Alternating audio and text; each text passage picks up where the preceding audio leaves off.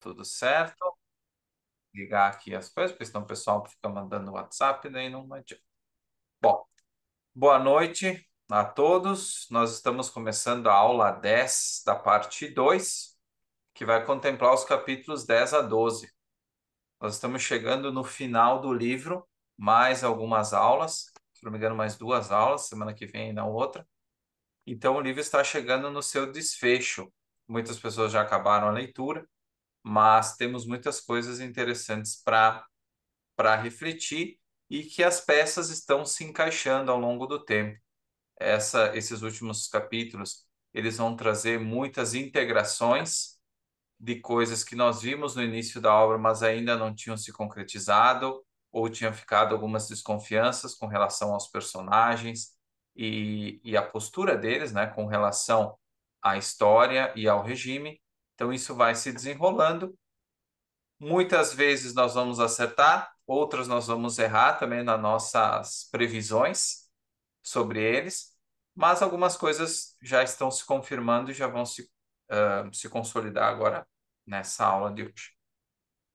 Dos três Sim, capítulos que nós vamos tratar, o capítulo 10 é o capítulo que mais tem, vamos dizer assim, a, uma reflexão filosófica mais forte, então nós vamos nos deter um pouco mais nele. Os outros dois trazem mais desenlace, né, do próprio enredo. Então, mais ações, mais coisas que acontecem na história como um todo, mas que daqui a pouco não vão trazer grandes insights filosóficos para a nossa reflexão. Os três capítulos vão ser tratados, mas só para vocês entenderem que o foco vai ser maior, um pouco mais de tempo da nossa meia hora no capítulo 10. Então, o que que acontece ali no início do capítulo, no capítulo 10? O Pavel, ele está ligando diversas vezes para o Morozov. Por que que ele está fazendo isso? Porque o Morozov estava devendo dinheiro para ele. E esse dinheiro, ah, por que que ele estava devendo dinheiro para o Sierov? O que que tinha acontecido? Porque, em teoria, o negócio ia bem, né? Mas por algum motivo ele estava devendo para o Serov. O que que a gente sabe disso, né? Ele deixa, inclusive, o Pavel, ao não encontrar, não conseguir falar por telefone com o Morozov, ele deixa um papel embaixo da porta. E ele diz: Morozov, seu bastardo maldito, se não me pagar o que me deve antes de amanhã pela manhã, você tomará café na GPU e você sabe o que isso significa. Então, na hora que ele deixou o papel, foi uma ameaça tradicional, mas ele não entende, não se sabia nesse momento qual o impacto que esse papel, né, essa mensagem iria ter no desenlace dos próximos capítulos que nós estamos estudando. Mas voltando à pergunta original, por que que o Morozov estava devendo dinheiro para o Serov? Porque a esposa dele, a Antonina, tinha dado esse dinheiro, tinha foi claro, ele deu a encontrado, bolsa, né, para participar do curso dele. encontrado então esse dinheiro num local que o Morozov tinha guardado e tinha dado para o Liu e o Liu gastou no cassino. Passaram uma boa noite juntos, né? Ele e a Antonina se divertindo e o dinheiro tinha desaparecido. E quando o Morozov se deu conta, já era tarde. Ele tinha combinado de pagar e ele não ia conseguir pagar naquele momento. Então, por isso que ele não estava atendendo o telefone. Ah, por sua vez, por que que o Sierov ele estava preocupado com o dinheiro? Por que ele estava precisando do dinheiro? A gente vê ali no início, né, que a própria Antonina, desculpa, a Sônia, né, a esposa do Sierov, ela estava reclamando que ela precisava de coisas para comprar para o bebê, que ela estava grávida. E, e não tinha o valor, e às vezes as mulheres são bem incisivas nessas questões, né?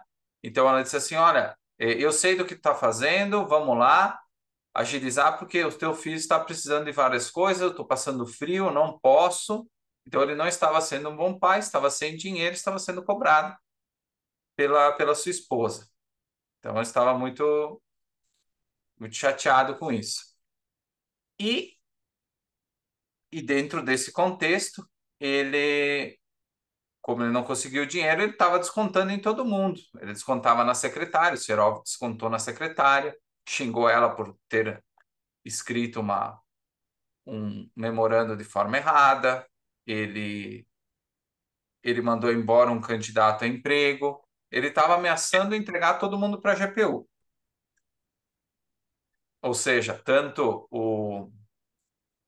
por exemplo, a secretária, o Morozov, o candidato maltrapilho ali do início do capítulo, se incomodassem ele, pior para quem cruzasse o caminho dele nesse momento. Então, esse é o contexto inicial do capítulo 10. E esse papel, se lembrem, essa mensagem vai ser muito importante para o desenrolar dos próximos capítulos. Dentro disso, nós vamos ver logo na sequência o Morozov encontrando Timoshenko. Mas antes disso, a Rand ela traz a descrição desse restaurante, desse jardim do terraço do Europeu. O Europeu era o nome do restaurante. Jardim do Terraço, porque ele ficava um pouco mais num local elevado. E como é que ela descreve, como é que estavam essas pessoas ali no restaurante, né? Então ela fala que eles comiam avidamente, como se estivessem desacostumados a tais luxos. E as mulheres se movem entre as mesas como uma mistura de insolência e embaraço. Então, esse ambiente é um ambiente de pessoas onde que é marcado uma grande tensão social e desigualdades. Ou seja, o ideal da revolução ele não está ele não está se consolidando, né? Você vê nesse próprio restaurante o, um exemplo dessa desigualdade social que supostamente seria combatida através do nivelamento por baixo que o regime propunha com a revolução. E a coisa que ela destaca é essa questão do comer avidamente. O comer tinha se tornado uma atitude, né, uma atividade estranha em comum. O fato das pessoas comerem bem tinha praticamente se tornado algo totalmente alheio à rotina das pessoas. Como a gente acompanhou ao longo do livro, né? A comida era racionada, tinha que buscar tudo em filas. Então, as pessoas tinham se desacostumado a comer bem. Então, esse é o jardim, o europeu traz justamente essa questão. As pessoas elas não sabem mais como comer. Elas comem avidamente, com pressa, elas não digerem, elas são muito próximas de animais, né? Mesmo dentro de um restaurante que supostamente era um restaurante ah, de luxo, né? Um restaurante de um nível superior ao que existia aos outros estabelecimentos. Então, mesmo nesses estabelecimentos que seriam para os melhores dessa sociedade, ou seja, as pessoas que tinham mais capacidade, mais condições, o que se via lá dentro era um nível muito baixo. Então, nesse contexto, o Stepan, vocês lembram do nosso marinheiro da Frota Vermelha, nosso almirante da Frota Vermelha, ele, ele encontra o Morozov e ele encara o Morozov. Mas por que ele encara o Morozov? Porque às vezes, lendo na primeira leitura que eu fiz, eu não consegui muito bem entender, porque ele já chega com o propósito de encarar o Morozov. Mas eu não sabia muito bem o contexto de onde ele conhecia o Morozov. Depois, nos próximos capítulos, também surge a pergunta: será que ele conhecia o Liu ou não? Porque o Pavel Serov provavelmente ele conhecia, mas o Morozov, como ele pôde conhecer? Então se supõe que ele fez a sua investigação. Ele fez uma investigação por fora e ele descobriu a existência desse Morozov, né? Então ele encara esse Morozov. Por quê? Porque o Morozov não é só o problema de ele estar envolvido numa atividade considerada ilegal, mas o que ele representa de uma forma mais abstrata no que diz respeito à revolução. E essa parte, esse diálogo dele com o Timoshenko é o que eu vou trabalhar nesse capítulo 1 com mais ênfase. E a parte principal dos 3 capítulos de hoje. Então a, ele começa falando aqui. Sabe, disse Timoshenko, como se cada palavra rasgasse sua garganta. Não me importa que tenhamos sido derrotados. Quem foi derrotado?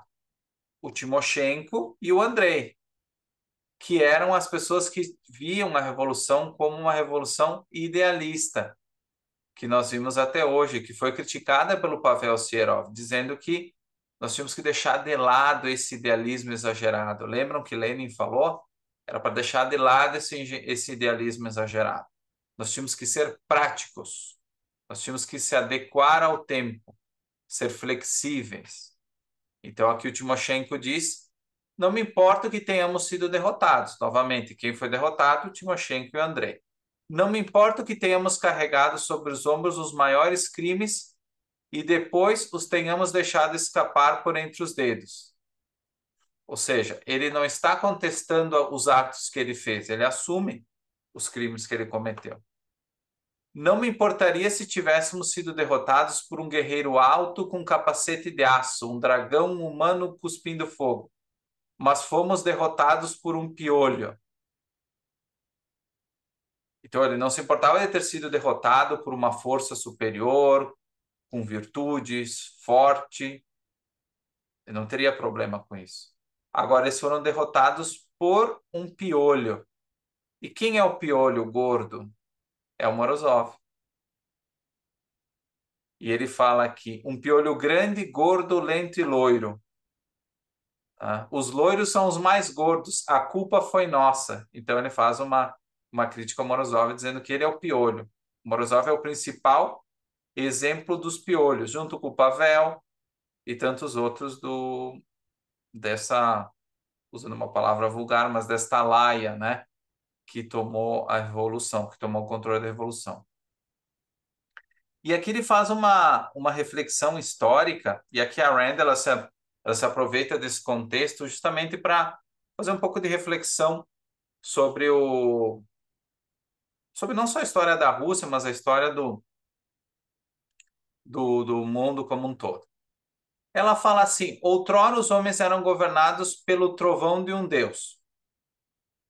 Lá antigamente, nos tempos primitivos, as pessoas não entendiam o que era o trovão e elas eram governadas pelo trovão. Elas tinham que atender um deus porque elas não compreendiam. Elas achavam que fazendo isso elas obteriam algum retorno. Depois foram governados pela espada. Então, supostamente, passa-se essa fase mais mística, mais originária, mais primata, e eles são governados pela espada, que é aquele período das guerras, que também, isso se aplica também à Rússia, mas todos esses períodos onde houve todos esses conflitos.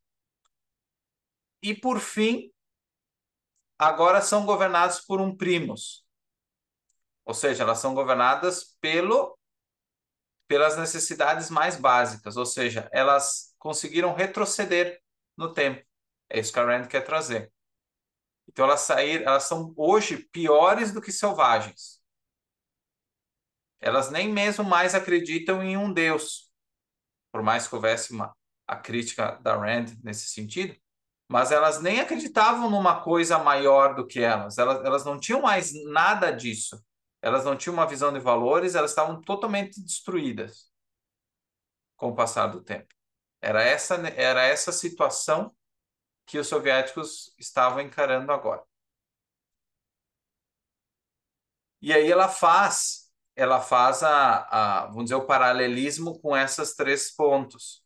Então, primeiro, uma idade mais primeva, uma ideia de Deus, de religião, depois reinados, depois primos. E depois ela fala, agora, outrora eram governados pela reverência. Então, a reverência a um Deus. Depois foram governados pelo medo. O medo do quê? Das espadas, dos reis. E agora são governados por seus estômagos, que tem a relação com o primos. Então, você percebe que a Rand, ela, nesse parágrafo, ela faz justamente essa escada, né? Ela mostra, ela faz um paralelismo usando a estrutura aqui frasal para mostrar essa decadência das pessoas. Outrora, os homens usaram correntes no pescoço, nos pulsos e nos tornozelos, que eram quando eles eram presos. Agora estão acorrentados pelos seus retos. Só que vocês não prendem os heróis pelo reto. A culpa foi nossa. Olha só, são presos pelo reto. Isso tem a relação com a parte do estômago, ou seja, elas são presas pelas suas necessidades fisiológicas, elas são presas fáceis porque elas precisam só sobreviver, né? Que aqui até Ulisses comenta as duas figuras, o homem de fé e o homem da força, né? Para o novo intelectual, essa é uma obra que nós vamos trabalhar no futuro, mas é uma informação importante que o Ulisses traz. Então vejam bem esse primeiro parágrafo, quanto tem de reflexão histórica nesse diálogo entre os dois. Depois ele continua: começamos a construir um templo. Terminamos com uma capela? Não. E nem sequer terminamos com uma cabana. Ou seja, eles queriam construir um templo para elevar os homens. Lembra que o Andrei fala isso? Nós vamos elevar os homens ao nosso nível. Eles vão construir um templo. Eles vão fazer eles subirem, né? Aí ele diz assim: não, nós terminamos com uma capela, ou seja, talvez ficar no nível básico da reverência a um Deus ou alguma coisa que a gente não entende, mas ainda assim seres humanos? Não. E nem sequer terminamos com uma cabana. Ou seja, pior do que o ser primitivo. Eles são pior do que os seres lá, os Neandertais, os Sapiens Sapiens. Eles estão em um nível inferior a esses seres. Eles são como animais, porque os animais não conseguem construir uma cabana. Então, eles estão vivendo como animais. Aí ele complementa. Terminamos com uma cozinha bolorenta com um fogão usado. E aqui a Rand volta a fazer referência ao Primus. É a isso que eles se reduziram, a população, né, se reduziu a um Primus, a uma cozinha bolorenta com um fogão usado. Pusemos fogo debaixo de uma chaleira e preparamos, mexemos e misturamos sangue, fogo e aço. E o que tiramos dessa mistura? Uma nova humanidade? Homens de granito? Ou seja, a revolução, ela realmente produziu a nova humanidade que Marx falava diversas vezes, o novo homem, os homens de granito? Ou pelo menos um monstro bom e horrível? Ou seja, que dessa mistura tivesse surgido alguma coisa que teria algumas características positivas, mesmo que não fosse perfeita? Não. Pequenas coisinhas insignificantes que se mexem, coisinhas que se dobram para os dois lados, pequenos espíritos de articulações duplas. Pequenas coisinhas de articulações duplas. O que isso remonta para vocês? Pequenas coisinhas de articulações duplas. Estou falando que eles formaram baratas.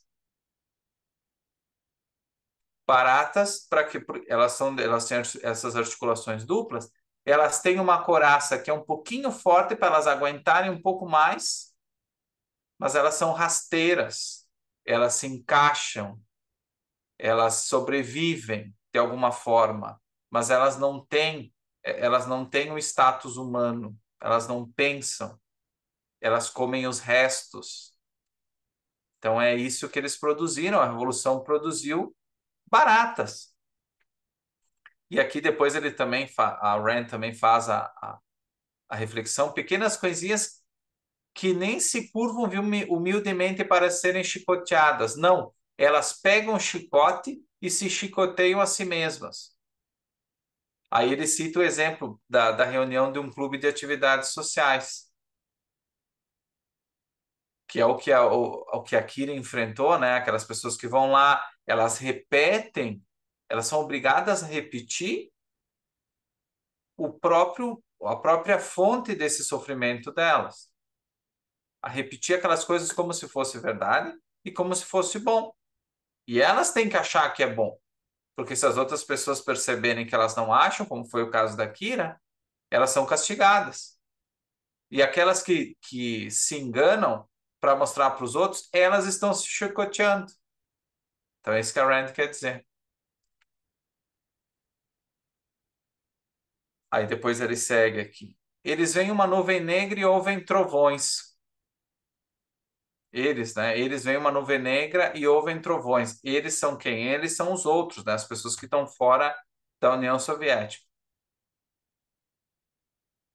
Aí eles dizem assim: eles, aqueles que observam, não têm medo de sangue. Eles não têm medo de sangue, ou seja, aquelas pessoas lá fora, por exemplo, os europeus, enfim, que ela faz referência aqui, ele faz referência, eles não têm medo de sangue porque existem honra no sangue. Então, o que o Timoshenko está falando? Essas outras nações europeias e o mundo, eles não têm medo de sangue. Eles veem honra no sangue, porque o sangue, num contexto apropriado, ele demonstra a defesa a guerra por um princípio, por alguma coisa que vale a pena. Isso no contexto das grandes guerras e da época. E aí ele diz assim, mas eles sabem que não nos banhamos em sangue, mas em pus? Daí ele pergunta para ele. E aí ele dá um conselho. Ele dá um conselho, porque... E que tipo de conselho que é? A gente tem que lembrar que a União Soviética, nesse momento, ela estava no início e ela queria fazer o quê? Ela queria se consolidar como uma potência ali na década de 20. Lembra que a Rand foi para os Estados Unidos e dizia, não, o comunismo é maravilhoso, tem muito potencial, é só fazer um ajuste aqui e ali que vai dar certo. Lembra quando o Andrei falou, né, que as pessoas elas odiavam, elas adoravam os nossos ideais, mas elas odiavam a nossa prática, né, o que a gente fazia na prática, mas os ideais eram bons. A gente sabe hoje que não é o caso, mas isso é o que o Andrei falou lá no início da obra. E ele diz assim: bom, agora, como já aconteceu a revolução e nós estamos dominados por piolhos, para se manter esse sistema, eu vou dar um conselho para vocês, para o Morozov e para todos os outros comunistas. Se quiser manter esta terra sob seus tentáculos, diga ao mundo que você está cortando cabeças no café da manhã e fuzilando regimentos inteiros de homens. Ou seja, tem que meter medo nessas outras nações. Dizer que vocês tomam sangue no café da manhã, né? Permita que o mundo pense que você é um grande monstro que deve ser temido, respeitado e combatido com honras. Com honras. Porque se vocês forem vistos pelo que vocês são de verdade, vocês vão ser dizimados. Então vocês têm que meter medo, em primeiro lugar, e depois convencer essas pessoas que vocês têm honra. Olha bem. Mas não permita que saibam que o seu exército não é de heróis, nem sequer de demônios, mas de contadores herniosos curvados que aprenderam a ser arrogantes. Não permitam que saibam que você não deve ser abatido, mas desinfectado. Não permita que saibam que você não deve ser combatido com canhões, mas com ácido carbólico, que foi a pergunta que o David fez antes, né, do porquê eu tinha utilizado esse termo na tradução. Hoje é mais conhecido como fenol, né, mas eu preferi manter devido ao uso na época, né, em 1800 e 1900, que era um líquido ainda é usado, mas era muito usado para desinfecção de hospitais e e limpeza geral, né, de locais que estavam infectados, para vocês terem um contexto melhor. Então, nessas passagens, o que vocês acharam desses 4 parágrafos da conversa entre o Morozov e o Timoshenko? Vocês acham que realmente o sistema produziu isso? Ou o Timoshenko está errado? Ou ele não entendeu o comunismo? como a Rand foi acusada de não entender, né? Quando ela publica a obra, o livro nós que vemos, ele é rejeitado muitas vezes porque a acusação é que ela não tinha entendido o comunismo. Será que o Timoshenko, um almirante, um partícipe da guerra, que assume inclusive os seus crimes e vê como crimes hoje, será que ele também não entendeu o regime? Está enganado também? O Andrei que agora está se dando conta, todas essas pessoas elas estão enganadas sobre o comunismo. O que que vocês acham?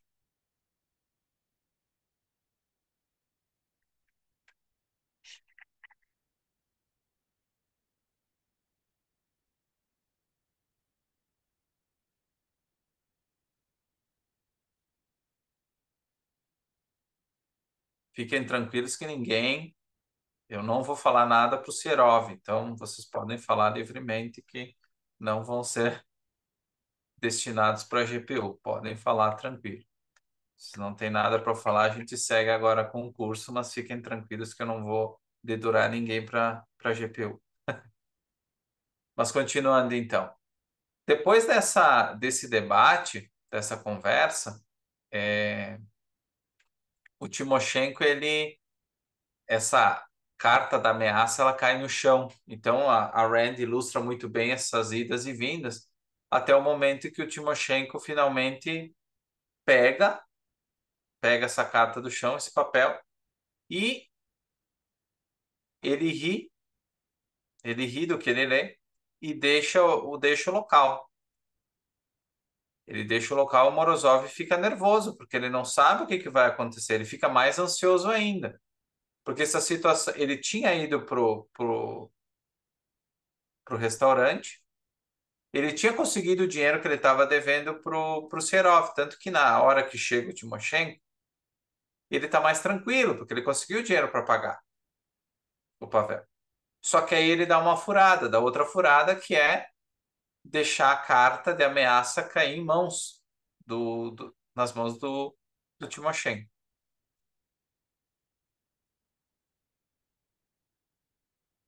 Então, finalmente, eles todos saem daí. Ele, o Serov, ele acaba entrando em contato com ele porque ele fica preocupado com aquela carta que ele mandou. Eu acho que é como ele sente que ele não fez uma coisa boa em deixar aquela carta de ameaça. E aí ele também está preocupado com a carta. O Serov, ele não, ele liga, ele consegue falar com o Morozov diz: Não, eu já destruí a carta. Ele mente para ele, daí o Pavel fica tranquilo e diz: Não, tudo bem, daí ele me paga outro dia, que está devendo, não tem problema. Mas, na verdade, a carta a gente sabe que não foi destruída. A carta continua firme, ela existe ainda. Passa essa noite, o Morozov também acaba se esquecendo, e no dia seguinte ele lê nos jornais a, a declaração de que o Timoshenko ele se suicidou. Então, quando ele vê isso aí, ele fica totalmente tranquilo, porque ele diz, não, o homem que roubou o meu papel, ele se suicidou, ou seja, ela até chama ele de um bêbado idiota.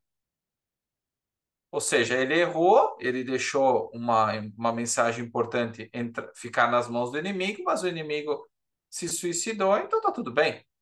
Não vai, eu não vou ter nada com o que me preocupar.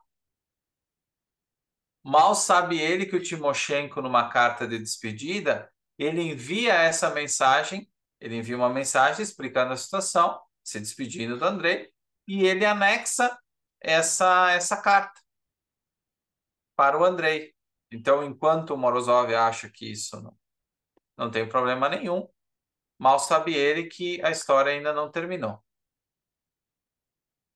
Nessa carta, o Timoshenko, na carta de despedida, a gente consegue ver que ele está desiludido, ele está cansado com o mundo que estava ao redor. A gente viu na semana passada que ele disse, não, qualquer coisa que eu vá fazer eu te aviso, Andrei. De fato, ele avisou na carta de despedida. E ele deixa, então, informações sobre o caso do Morozov, em que o Pavel estava envolvido. E aí fica uma pergunta para vocês. Imagina o Timoshenko, um almirante reconhecido, ah, com grande história na Revolução, e ele está cansado e ele comete suicídio. Por que ele faz isso? Porque a gente tinha discutido um pouco sobre esse tema anteriormente, e o que fica claro, aí tu vai perguntar, não, mas por que o Andrei então não fez a mesma coisa já? Porque o Andrei, ele ainda tem claro para ele que o que importa de fato para ele é a Kira. Então ele ainda tem um valor. O único valor para o Timoshenko era a revolução, era, era esse novo sistema. Só que, infelizmente, quando ele perde essa vontade, ele se desilude, ele perde esse referencial. Ele não tem mais valores pelo que viver. Vocês percebem que na conversa passada, ele disse assim que ele queria proteger o Andrei, que o Andrei precisava de alguém para proteger ele. Só que o que fica claro é que, na verdade, o Andrei não é um valor suficiente para o Timoshenko, um amigo, que talvez valha a pena ele viver para lutar ao lado dele. Ele chega num momento que, por mais que o Andrei seja amigo dele, o valor maior que era a revolução, ele perde. Ele já não acredita mais nisso. E a partir disso, ele desaba, chegando ao nível de cometer, infelizmente, o suicídio, né? Você lembra que lá no início da obra ele falava sobre que ele não queria prejudicar o Liu e a Kira porque eles estavam fazendo amor na boca de um vulcão, né? E nesse momento ele não tem mais forças para lutar, pelo menos para agir de forma honrosa, como ele agiu com o Liu e com a Kira. Ele não tinha mais força para nada, nem para ficar do lado do amigo dele, que era o André. Então é bem marcante essa passagem, eu acho que a passagem mais marcante ali desses 3 capítulos de hoje, que é o suicídio do Timoshenko e o que ele representa para a história. É uma das principais cabeças dessa revolução. Ele, ele vê que as coisas não deram certo. Então, essa é a reflexão, como eu tinha comentado, ia durar mais ou menos uns 40 minutos, né? Acabei falando bastante, mas aí está o capítulo 10, então. Se vocês tiverem alguma pergunta, podem fazer. A Patrícia está em silêncio hoje, só deu boa noite. Patrícia, o que que tu achou desse capítulo?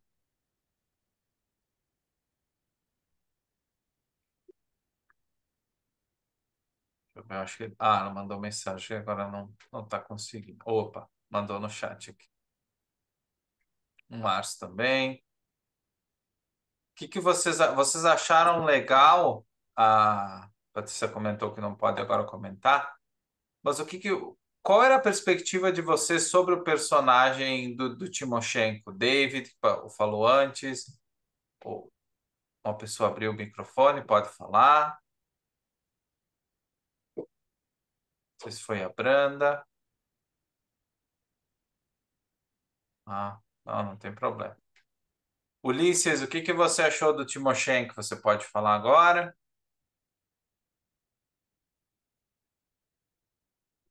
O pessoal está ficando triste por causa do fim do romance. Mas não fiquem tristes que depois nós vamos ter mais cursos por aí.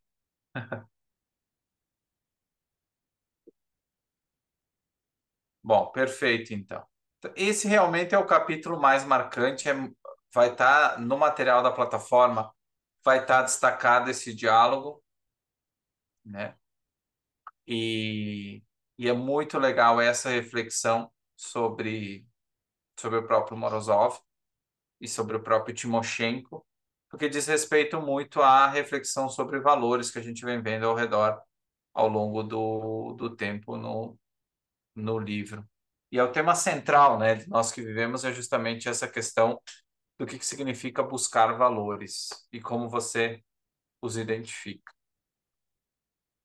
Então, partindo para o capítulo 11, sem mais delongas, no início do capítulo 11, nós vemos o Andrei investigando. Nós vemos o Andrei investigando. E o que ele está investigando? Ele está investigando a, a acusação feita pelo Timoshenko. Ou seja, ele, com a informação que o Timoshenko passa no papel da carta de despedida, ele passa a investigar por conta própria o que estava acontecendo, né? Se de fato existiam essas atividades ilegais, essas atividades comerciais. Então ele começa indo lá para a estação de trem, onde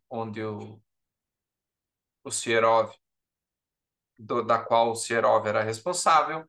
Depois ele passa pelo, pelo comércio do Lio, então ele vê que o comércio também não anda muito bem, né? Ou seja, tem poucos clientes, né? É um negócio em declínio. E é em declínio por quê? Porque a gente já vê o que estava acontecendo com relação a, ao Pavel, ao Morozov, estava devendo dinheiro, o, o próprio Pavel não estava muito envolvido com o comércio, então ele também não estava fazendo a parte dele na questão logística, e sem falar do Liu, que o Liu não tinha participação nenhuma, né? A não ser dar o nome para o comércio, ele não estava envolvido. Então o comércio em si não está sendo bem atendido, só sobra ali o próprio atendente. Então esse negócio já está em declínio.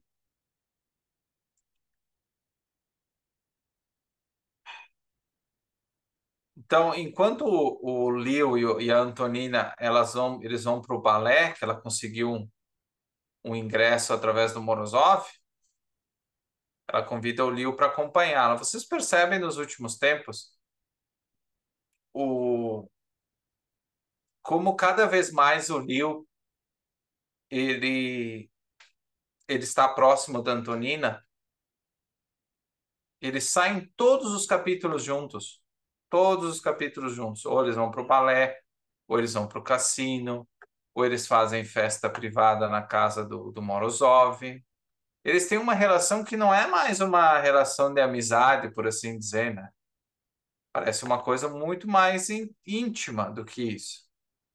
Não fica claro, eu digo, não ficam claros os detalhes, né, ao longo do livro, né? Não existe nenhuma denúncia de que ele mantém relações extraconjugais com a Antonina, nem nada disso, mas eles têm uma amizade bem particular. Tanto que a Kira nunca, o Morozov nunca vai com eles, e nem a Kira é convidada. Então a Kira, enquanto eles dois vão pro balé, ela vai pro cinema com o Andrei. E, e eles assistem um filme chamado Guerreiros Vermelhos. E justamente do que trata esse filme? Ele trata, caso uma reprodução mal feita do conflito que acontece na própria Revolução. Aquela ideia das jaquetas esfarrapadas e tudo mais. É justamente esse tipo de atmosfera que é uma repetição dessas cenas de novo e de novo. E isso chateia profundamente a Kira, porque a Kira tinha aparentemente uma noção muito melhor do que ela imagina sobre o cinema, né? E aqui a personagem da Kira, ela puxa um pouco da própria Rand, né? No sentido de que ela sabia dar valor, ela sabia dar valor à arte, por mais que ela fosse considerada mais dura, né? Mas ela, com o tempo, nós conseguimos perceber que a personagem Kira, ela aprecia boa arte. Só que estava muito estranho, a relação, o dia estava estranho nessa relação com o Andrei, porque ela sabia que cada vez mais se aproxima um momento onde que ela vai ter que abrir o jogo com o Andrei, né? Já não está sendo mais possível ela esconder essa relação. O Leo voltou, como nós já vimos, ele está com esses negócios ilegais, ele está em relação, está em uma relação com pessoas do partido e todo mundo sabe, fora o Leo, a gente acha que o Leo não sabe sobre esse relacionamento que ela tem com o, com o Andrei. Então o cerco está se fechando. E por isso que ela se sente angustiada, né, com essa situação. Nessa conversa, o Andrei ele acaba abrindo o jogo sobre a investigação que ele está fazendo. Ele desconfia do Leo e ele diz para ela: Olha, Kira, eu não vou falar sobre esse assunto contigo.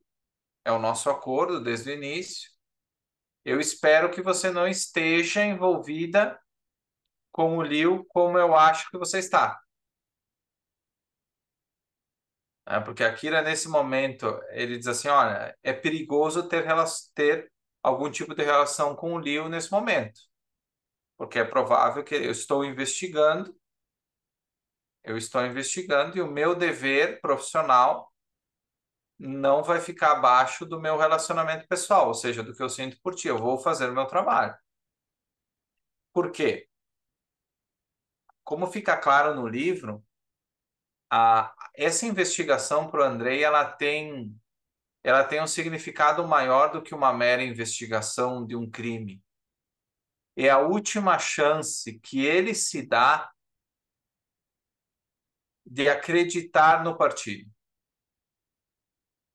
Ele está se dedicando a essa investigação porque ele acredita que é a última forma dele verificar se aquele ideal que ele tanto defendeu é verdadeiro ou não, ou se ele já acabou, que foi a conclusão a que o Timoshenko chegou, né? Por isso que ele se suicida, porque esse valor da revolução para ele estava terminado.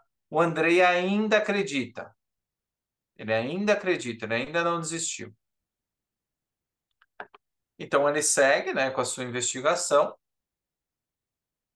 A, a Antonina, quando a Kira, sabendo disso, ela vai à procura do Liu no balé e avisa o Liu sobre isso. Ela vai para casa, né? Ela diz: Olha, simplesmente Liu, não diga que eu tenha a ver nada com isso, eu só levo o dinheiro. Não tenho nada a ver com esse esquema. É coisa de vocês, de você, do Morozov e do Serov. Não tem nada a ver com isso, só levava o dinheiro.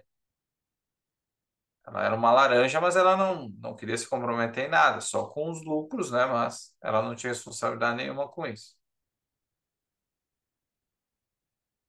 E a reação do Leo, ao saber que a GPU estava investigando seu comércio, ela foi tranquila. Ele encara com um pouco de descrença, né? Porque inicialmente ele acha que ele pode resolver essa questão diretamente com o Serov, porque ele tinha boas conexões, de fato, o Serov tem boas conexões no partido. Então ele diz assim: Olha, Kira, tudo bem, o Andrei até pode verificar o que ele quiser, mas eu estou bem, eu tenho as costas quentes, como nós diríamos aqui no Brasil. Estou protegido, eu não tenho medo disso, não. Já em segundo momento, ele diz assim: Olha, ele, com a ajuda do Morozov, eles limpam o sótão, né, de mercadorias, e ele começa a levar a ameaça a sério.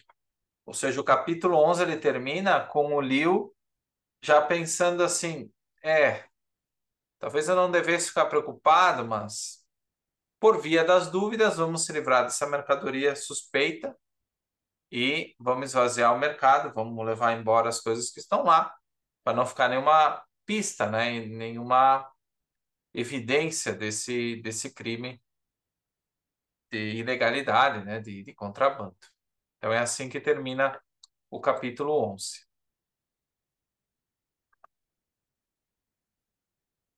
Se vocês tiverem algum comentário, como vocês viram, né, esse capítulo 11, ele é mais focado no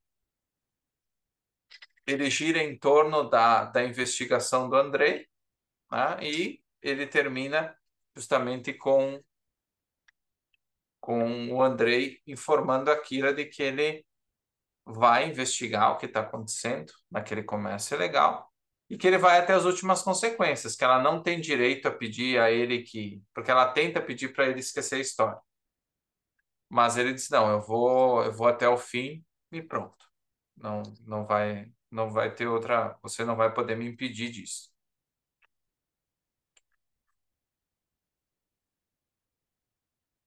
Márcio, Jonathan, Marta, o próprio Maurício também comentou bastante outras vezes. Vocês têm alguma pergunta?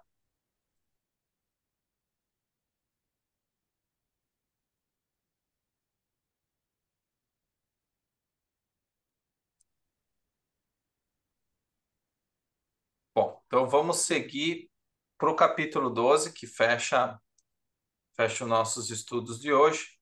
Ah, o Eric fez um comentário aqui, então. É engraçado como ele ainda permanece acreditando até o momento. É incrível, né? A figura do Andrei. Vocês percebem que todo aquele, vamos dizer assim, o edifício da crença dele, do idealismo dele, ele vai desmoronando aos poucos. Não cai todo por terra. E ele demora bastante para, vamos dizer assim, largar esse osso. Ele demora muito. O Timoshenko já largou, ele se suicida.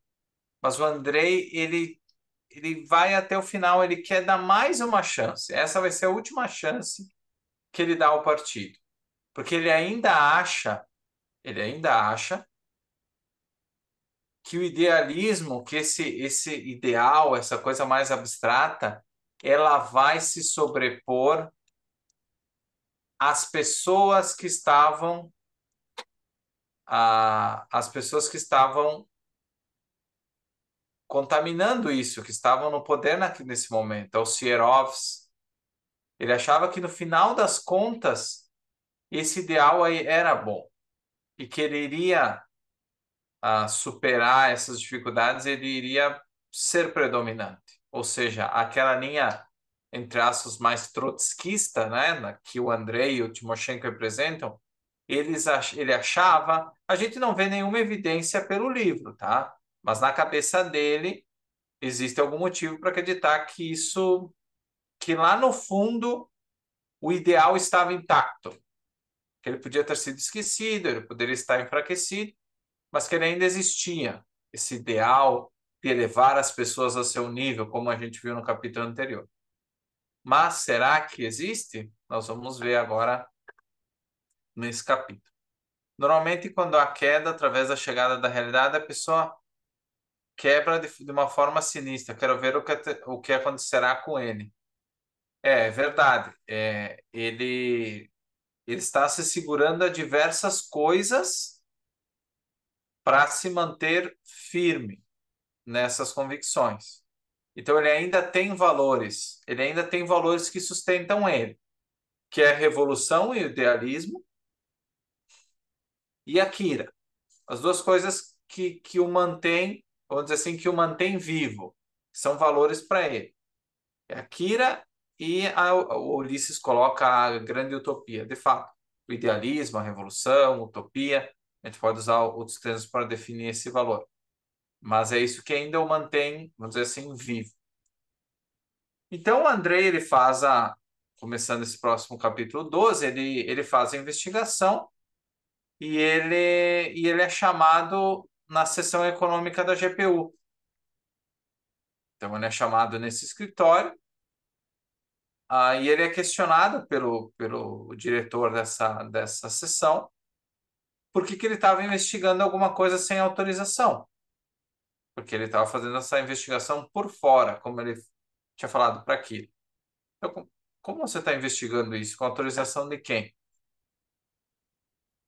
E aí ele diz para o Andrei, olha, você sabe que tipo de implicação pode ter um escândalo desse tipo com um membro do partido.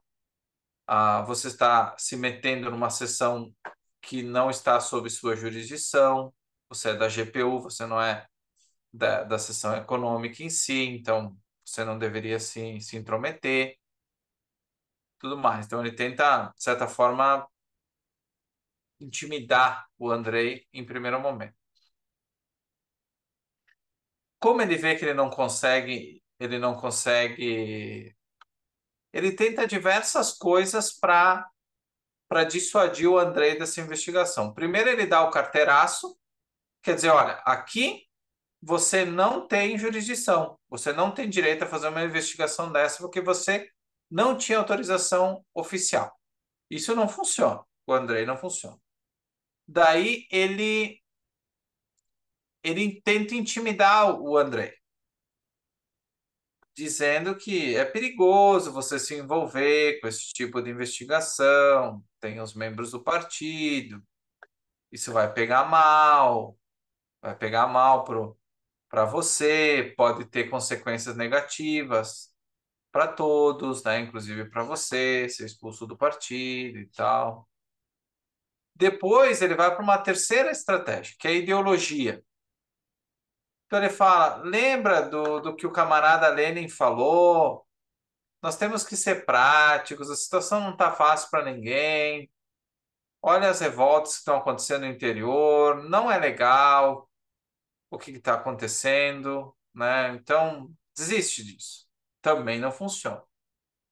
E por último, ele ele tenta comprar o Andrei, dizendo que, bom, se você esquecer tudo isso, eu te eu fico te devendo um favor. Então, de fato, não funciona, nada funciona com ele.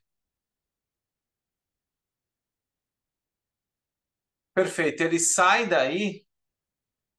da sessão econômica, não conseguiram convencer ele a abandonar a, a investigação. Daí o chefe dele, o chefe do Andrei, ele, ele chama o Andrei para que o Andrei apresente o caso. E aí eles tentam dar um plot twist, né? Uma inversão no enredo. Ele chega e o chefe dele diz assim: Andrei, parabéns pelo seu trabalho. Era justamente isso que nós precisávamos, um caso para indicar para o público um bode expiatório para as crises, né, para a crise, para o sofrimento das massas. Então nós vamos usar esse caso do Lio para mostrar para a população que são justamente essas atividades contra-revolucionárias, como a do Sacha e esse comércio ilegal do Lio, é por isso nós vamos querer mostrar que é por isso que as pessoas estão sofrendo, elas passam fome, elas têm que enfrentar todas essas dificuldades. Então agora está explicado, nós vamos fazer uma grande campanha usando o Lio como bode expiatório. Então, muito obrigado por ter trazido esse caso para nós. Só que aí o Lio, e aqui antes de passar para outro tópico, então reforço que o Lio ele vai ser utilizado como bode expiatório para justificar as dificuldades que estão acontecendo nos vilarejos, nas fábricas e a crise na opinião pública. Está todo mundo desconfiado do que está acontecendo. Então nós vamos dar uma justificativa. E o Lio vai ser esse animal de sacrifício, então, que vai servir para justificar as dificuldades. Só que quando isso quando isso acontece, a, o chefe dele explica então que os membros do partido, o Serov e o Morozov, cada qual vai ter uma destinação diferente, eles vão ser protegidos. E o único que vai ser investigado e punido vai ser o Liu. Quando ele fala isso, praticamente é a gota d'água. Para o Andrei é a gota d'água.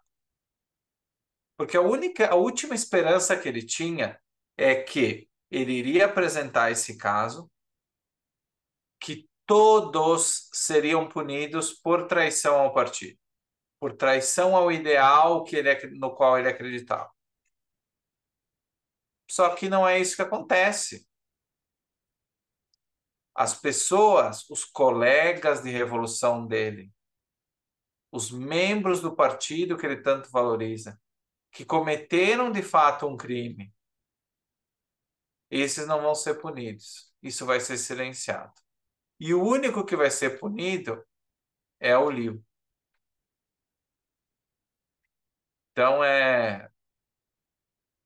E olha, mesmo assim, mesmo o Andrei já desiludido ao longo desse processo, ele ainda tenta, ele ainda tenta argumentar com o chefe dele, dizendo assim, ele tenta apontar os buracos do plano, porque assim, se eles fossem acusar o Liu de ser um traidor, como é que eles iam explicar o Liu ter acesso ao coração da economia soviética? Ou seja, para ele ter acesso às mercadorias, ele teria que ter um contato nas estações, que faziam a logística e que cuidavam do recebimento ou não de mercadorias. Ou seja, ia ficar implicado que ele tinha algum amigo ou alguém que podia fazer chegar essas informações, esses mantimentos para ele. Então, vocês percebem, ele tem uma esperança, que é que todos vão ser condenados pelo partido, porque ele entende que o ideal permanece. Eles dizem na cara dele que eles vão proteger os membros do partido e vão usar o Liu como bode expiatório. E mesmo assim ele tenta convencer, dizendo assim, não façam isso, porque vai ficar um buraco na estratégia. Porque as pessoas vão perguntar como é que ele teve acesso ao coração da economia soviética. Ou seja, o Andrei, nessa parte, ele tem uma. Às vezes você fica a sensação que ele é. Ou ele é, ou ele é muito cego por essa ideologia ainda, realmente ela teve um impacto muito grande na vida dele, ou ele chega a ser ingênuo. Parece que ele é irracional, parece que ele é ingênuo. Pelo menos para mim, deu uma confusão muito grande ao ver essa passagem. Só que a gente entende isso no sentido de que isso é um valor para ele, porque ele está tentando de todas as formas se apoiar e se prender a esse valor. Os valores dele estão acabando. E ele está fazendo de tudo para que esse partido não decepcione ele, para que essas pessoas não decepcionem ele, porque ele acredita que é um bom ideal.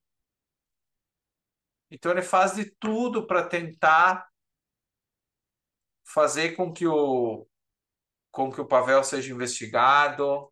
Ele foi falar ali com os dois chefes de seção, ele mostrou as provas,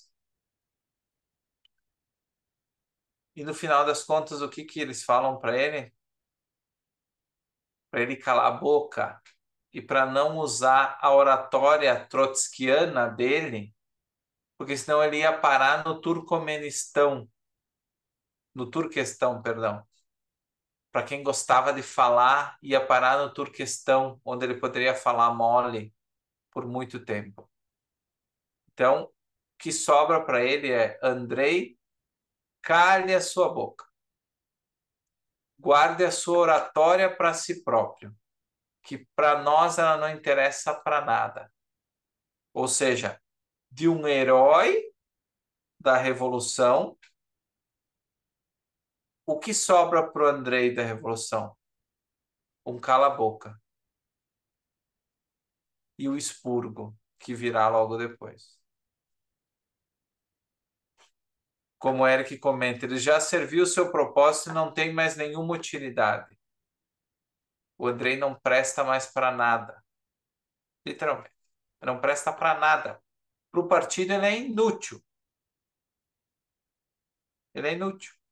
Ele fez uma investigação que ninguém pediu para ele fazer. A consequência da investigação não vai ser um julgamento correto, objetivo, no sentido de respeitar o que era supostamente um crime. A parte ideológica terminou para ele, foi a gota da água, e ele termina a sua participação com um cala-boca. E a única coisa que eles pedem para ele fazer é para ele ir lá prender o Liu e trazer ele para a cela. É só isso.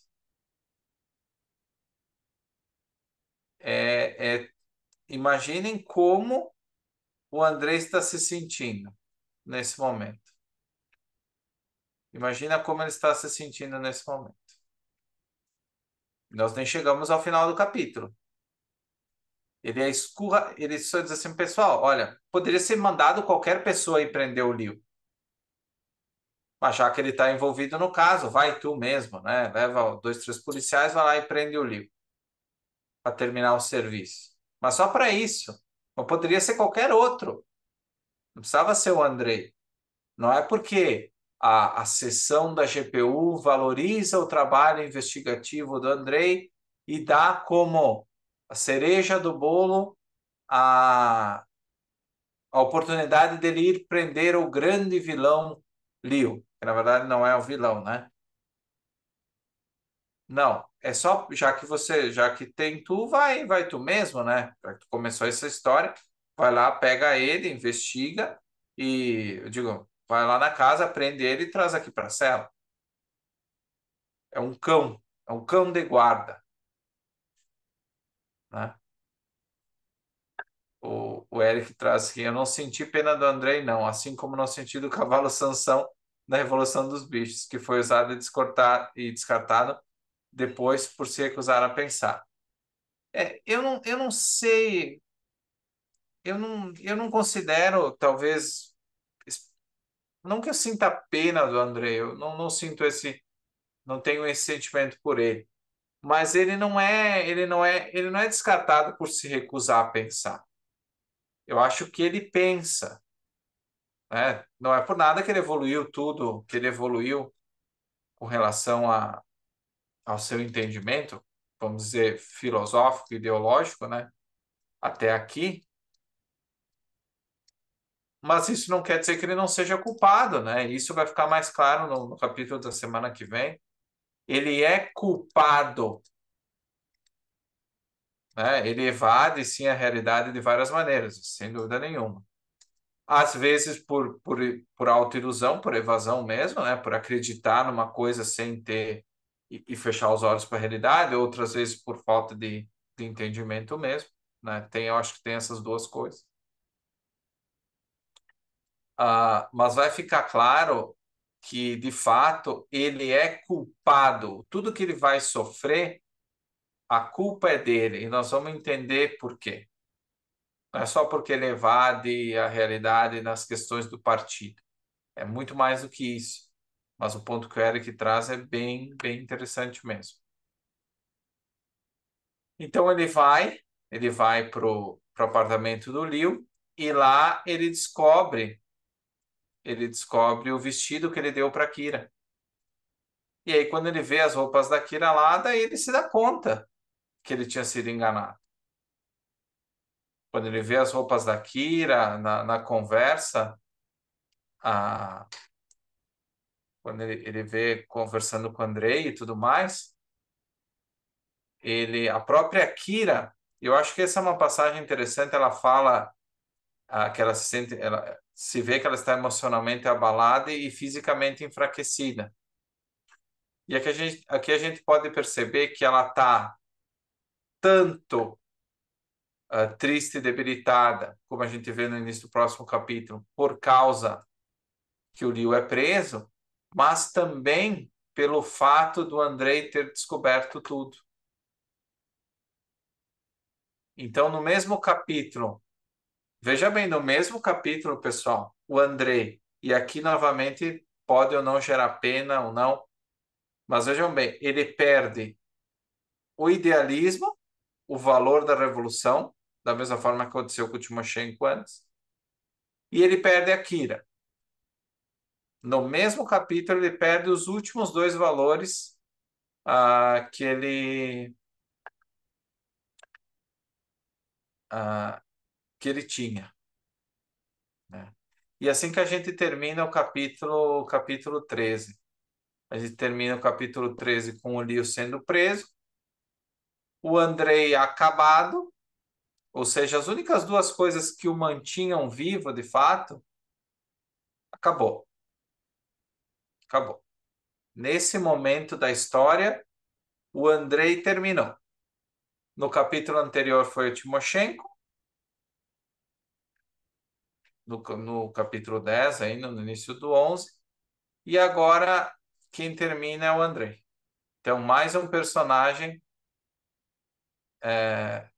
que chega ao fim na obra. Não que ele vá fazer nada de errado nesse capítulo, mas, né, eu digo, não vai ter o mesmo caminho do Timoshenko, mas ele praticamente é o fim. É a mesma coisa se o Andrei nesse capítulo tivesse morrido, já estaria ok. O papel dele, né, a importância, vamos dizer assim, os valores dele terminaram. Ele, se fosse perguntar para ele hoje, ele não teria mais nenhum motivo para viver, de fato. Ele acabaram. Os valores dele terminaram. Ulisses coloca ali, foi sempre o homem que eles imolaram. É, exatamente. Exatamente. Claro, aí, retomando o comentário do Eric, é justamente, né? é, ele é culpado, né? O Andrei, ele é culpado. Ele é o artífice desse sistema. Ele é um herói desse sistema. Se você perguntasse para o Andrei, o David coloca o tipo de idealista que é engolido pela própria ideologia. De certa forma, no início, especialmente, sim. O sentido da vida deles sempre foi o primeiro valor dele, o maior valor dele. Eu acho que mesmo no final do romance, isso é aberto a discussões, mas me parece que se tivesse que dizer, se tivesse que estabelecer uma prioridade, eu não tenho certeza que o partido estaria abaixo da Kira. Eu não sei. É uma pergunta importante, porque ele não ele não deixa, ele de fato, ele abandona a Kira porque ele descobre, né, a gota d'água para ele é a ele ver, ele encontrar esse vestido da Kira, né, e perceber que ela tinha mentido para ele. Mas o único valor que ele escolheu desde o início foi o partido. O primeiro valor, o valor mais importante para ele foi a revolução. E depois a Kira ajudou ele, ele passa a amar ela, né? Se torna um valor para ele, claro. Mas ela teve um papel muito mais instrumental no sentido de revelar que ele estava, ajudar ele a perceber que ele estava errado, e depois ele se apaixona. Mas ela, na vida dele, ela acaba tendo uma importância muito maior mais para o final, da metade para o final. Mas o valor que perpassa a obra inteira é a revolução. Né? O David traz que ele sempre foi muito alinhado com esse valor, sempre foi muito coerente com esse valor, com esse ideal que ele tinha, até o final. A Red, inclusive, cria esse personagem para demonstrar, para tentar demonstrar o melhor comunista que poderia surgir, que poderia existir, né, na realidade. Ela cria esse personagem porque ela tenta mostrar o melhor tipo de comunista que poderia existir. Então, esse capítulo realmente é bem forte, né? O Eric comenta aqui objeto de sacrifício maior do partido, exatamente. Ele é o animal, voltando à colocação do Ulisses, ele é o animal a ser imolado, né? Depois nós vamos ver ali um pouco sobre o Andrei nos próximos capítulos também. Vai ter um capítulo só refletindo sobre o Andrei novamente, né? Não posso dar spoiler. Mas vai ser justamente mostrando isso, mostrando a caminhada dele e o que restou dele, né? O que sobrou dele. O David traz ali também algumas reflexões sobre idealismo, Robespierre, e fecha ali com a parte da coerência do valor.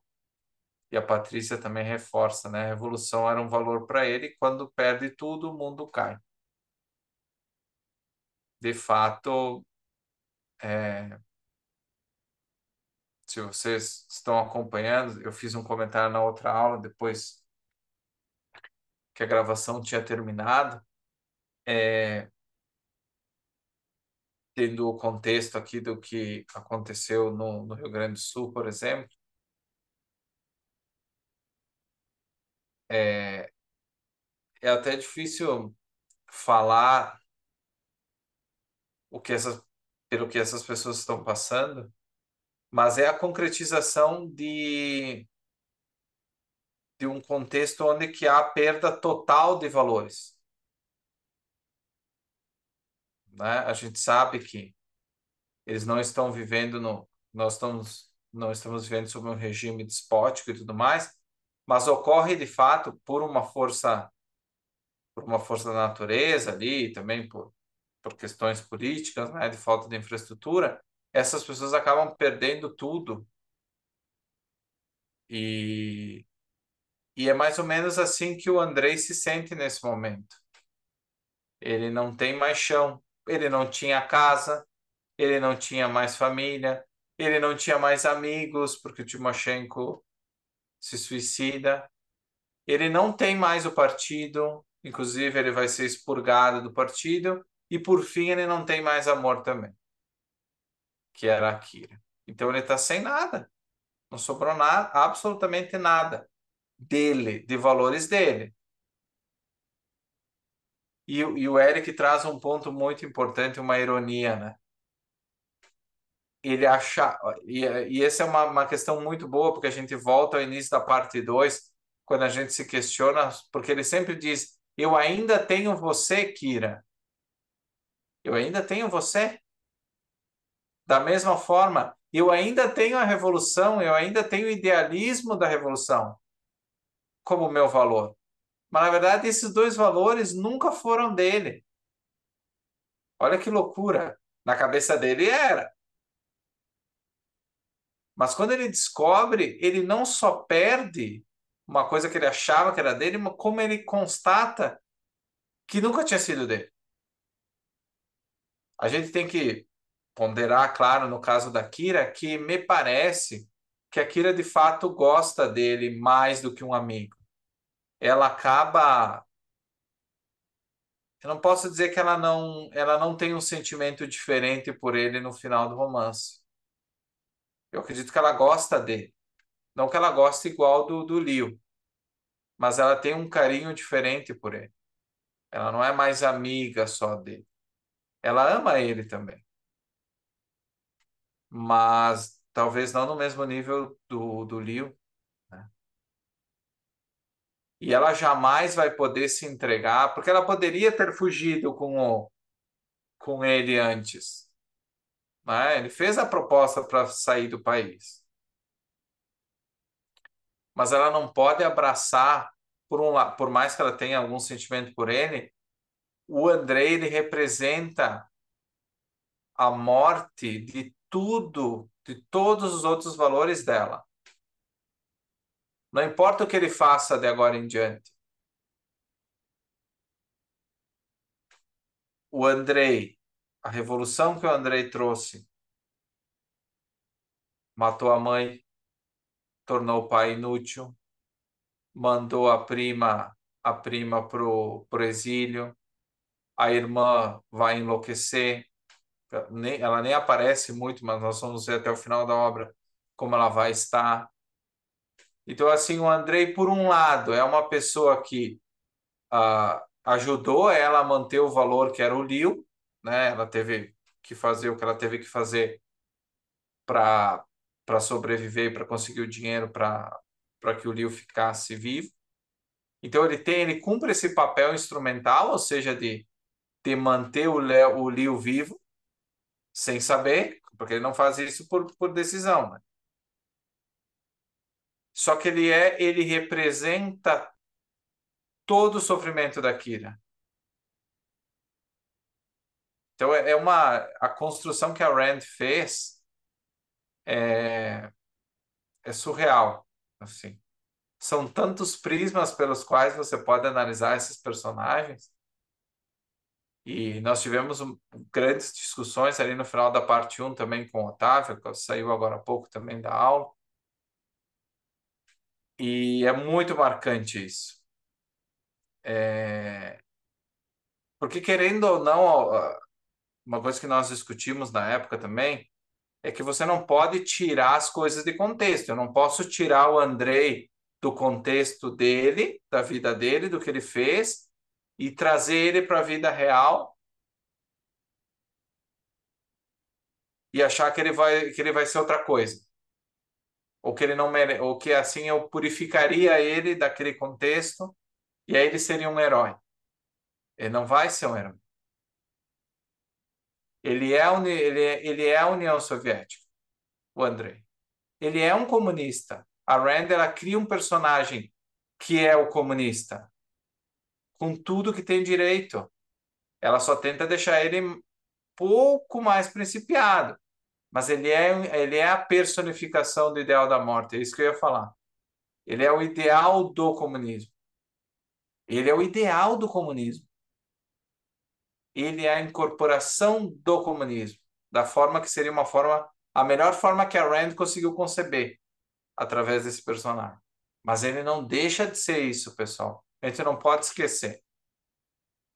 Se vocês pesquisarem na internet, em programas que foram feitos a respeito da obra, muita gente diz assim: a Kira deveria ter ficado com o Andrei. Porque no final do romance, ele se comporta melhor que o Liu, como nós vamos ver. Ele, no final das contas, ele se comporta melhor que o Liu. Ele já não acredita mais, talvez, ou ele não acredita, ou ele ficou decepcionado com o ideal, né? Ele, ele ajudou o Liu, ele fez algumas coisas boas sem saber, mas ele pagou o tratamento do Liu e tudo mais. Agora, toda a destruição que ele causou, parece que o Eric está lendo na minha mente. A, toda a destruição que ele causou, a gente não pode esquecer disso. A gente não pode esquecer uma parte da história. Que é isso que a Rand sempre fala quando a gente vai estudar a Nascente no ano que vem, no personagem do Peter Keating.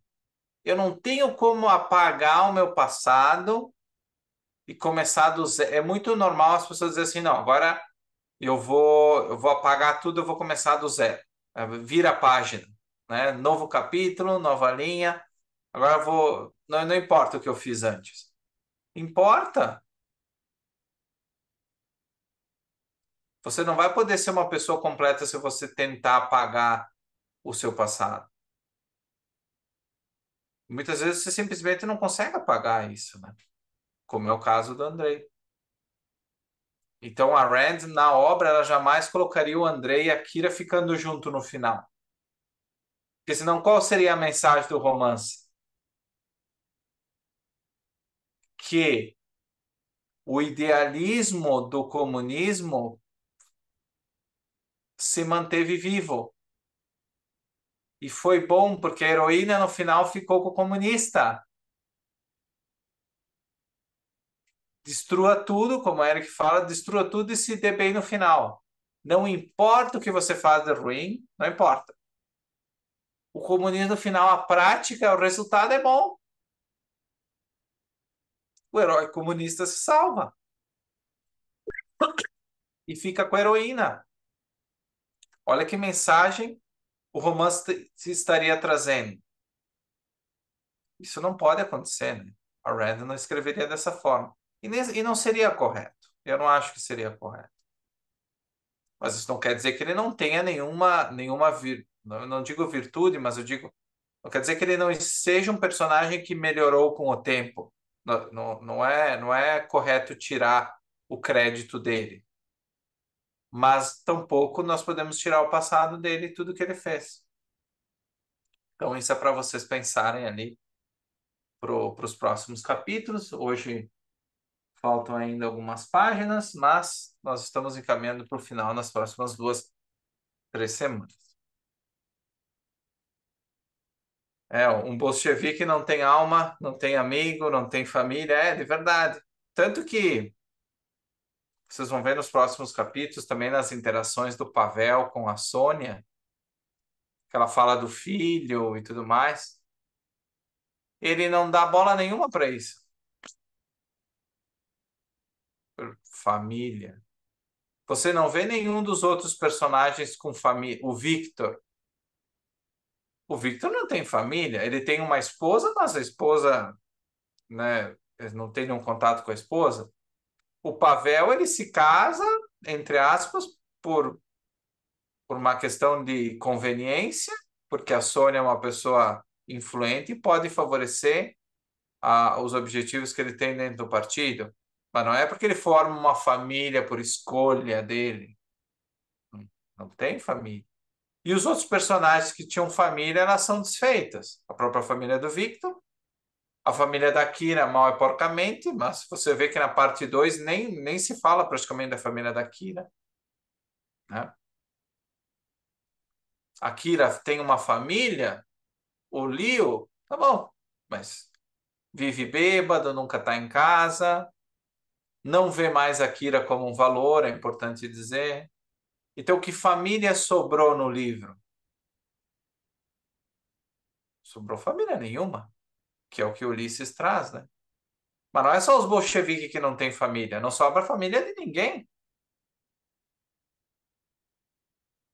O que sobra é um grande coletivo de pessoas, né? O Andrei ceifa a família de todos, o Eric coloca. É de fato. As ações dele dão origem a um sistema que ceifa a família de todos, inclusive a dele, né? A revolução mata antes a família dele. Antes da revolução, a família dele já não existe mais. Depois, ele não tem família. O máximo que ele tem é uma relação de mentira com a Kira, mas mais próximo que ele tinha de uma família.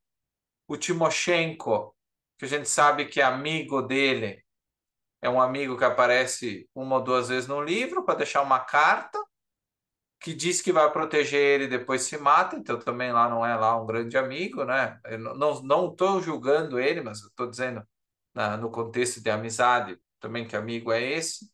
O Andrei não tem outro amigo. A Kira também não tem. O Leo menos ainda. O que o Leo tem é a Antonina, mas a Antonina não é uma amiga dele, né? Não posso dizer que essa é uma relação de amizade, é um outro tipo de relação. Aí tem a Marisha, que ela eu entendo que seja um pouco amiga da Kira, mas é mais porque são praticamente vizinhas, e enfim, mas é uma relação que também não tem muito sentido, né? A única amiga da Kira, que era a prima, é mandada para a Sibéria, então mais uma que se foi, né?